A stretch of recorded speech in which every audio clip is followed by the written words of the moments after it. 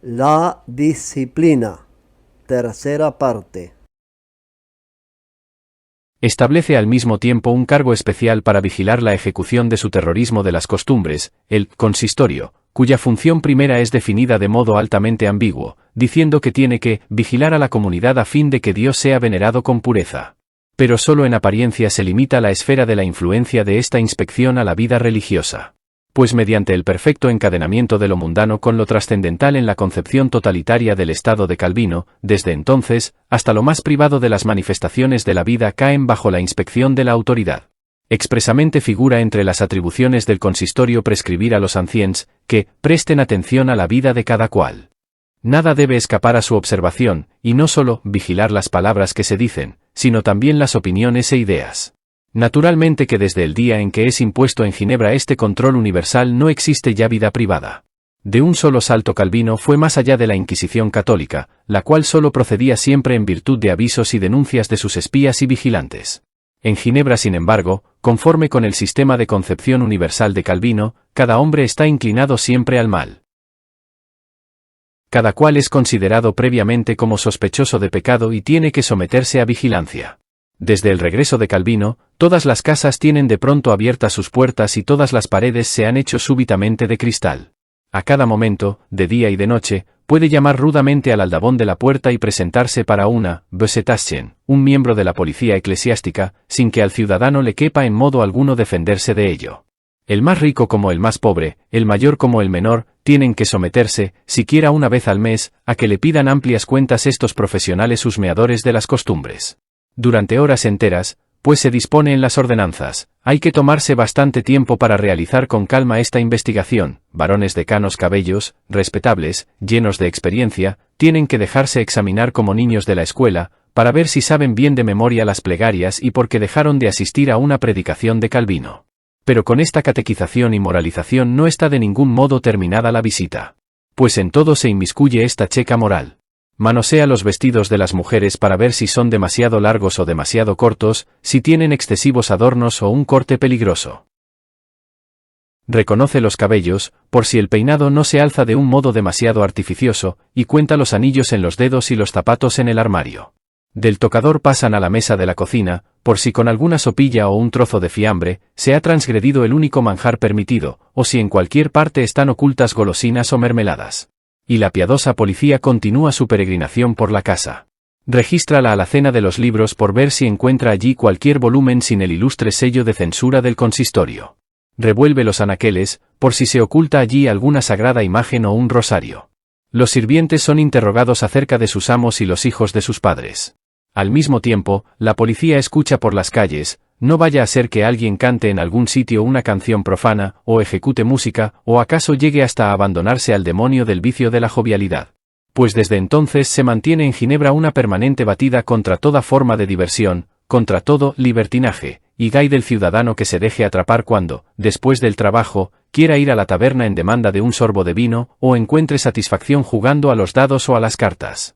Día tras día, se desarrollan los episodios de esta caza del hombre, y hasta los domingos no se dan reposo alguno los espías de las costumbres.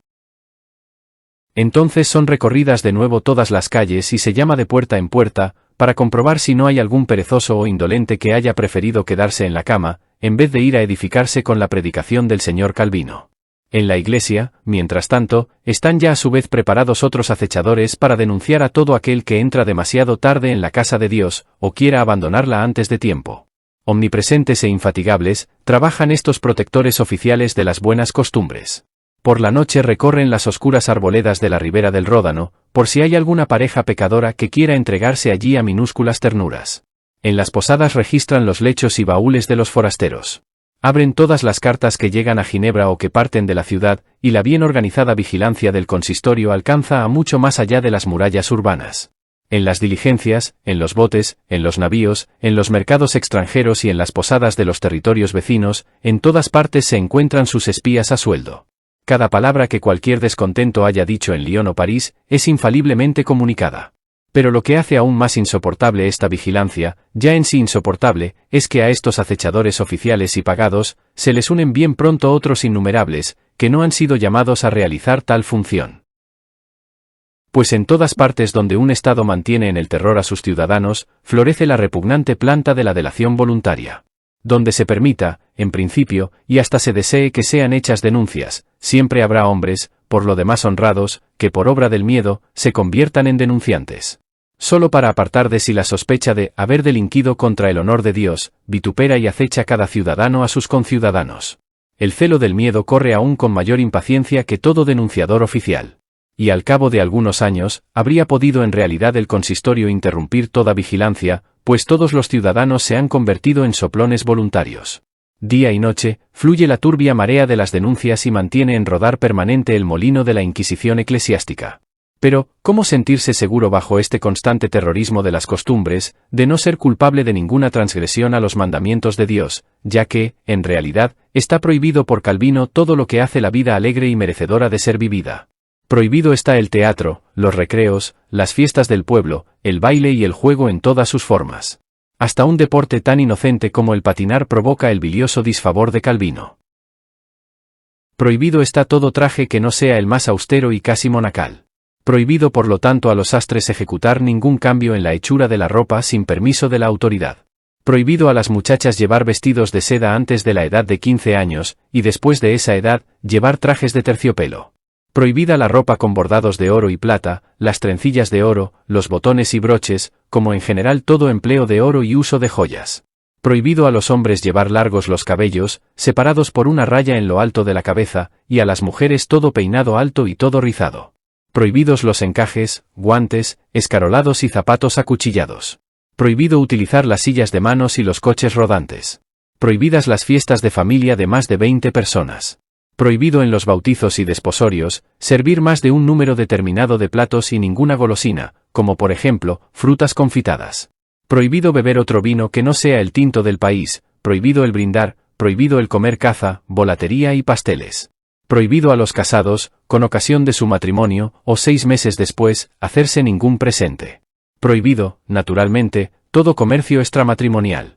Hasta para los desposados no hay indulgencia alguna. Prohibido al natural del país el entrar en ninguna posada. Prohibido al posadero suministrar manjares y bebida a un forastero antes de que haya hecho su oración, y fuera de esto, imponerle severamente el deber de ser espía de sus huéspedes, prestando atención, diligentemente, a toda palabra o conducta sospechosa.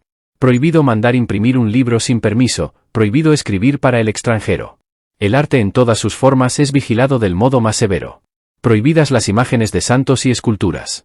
Hasta al cantar piadosamente los salmos, disponen las ordenanzas, que se preste cuidadosa atención a que el interés no se dirija a la melodía sino al espíritu y sentido de las palabras, pues solo con palabras vivientes debe Dios ser alabado.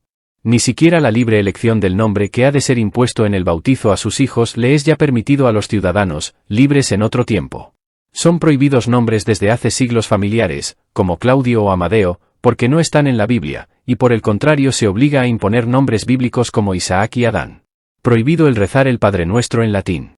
Prohibido el dejar de trabajar en los días de fiesta de Pascua y Navidades. Prohibido todo lo que interrumpe festivamente la gris sobriedad de la existencia. Prohibida, naturalmente, toda sombra y apariencia de libertad espiritual en la palabra impresa o hablada. Y prohibida, como crimen capital de todos los crímenes, toda crítica de la dictadura de Calvino. Expresamente entre toques de trompetas, se advierte que no se hable de los asuntos públicos más que en presencia del Consejo. Prohibido, prohibido, prohibido, con un ritmo espantoso. Y lleno de asombro pregunta uno, ¿qué es lo que les está todavía permitido a los ciudadanos de Ginebra, al cabo de tantas prohibiciones? No mucho. Les está permitido vivir y morirse, trabajar y obedecer e ir a la iglesia. O mejor dicho, esto último no solo les es permitido, sino que les es ordenado bajo severas penas. Pues hay del ciudadano que no cuide de oír las predicaciones de su parroquia, 2 sermones los domingos, 3 entre semana, y la clase de edificación para los niños. Ni siquiera en el día de fiesta se afloja el yugo de la coacción. Despiadadamente gira el círculo del deber, siempre del deber.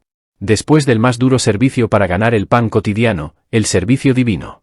La semana para el trabajo, y el domingo para la iglesia.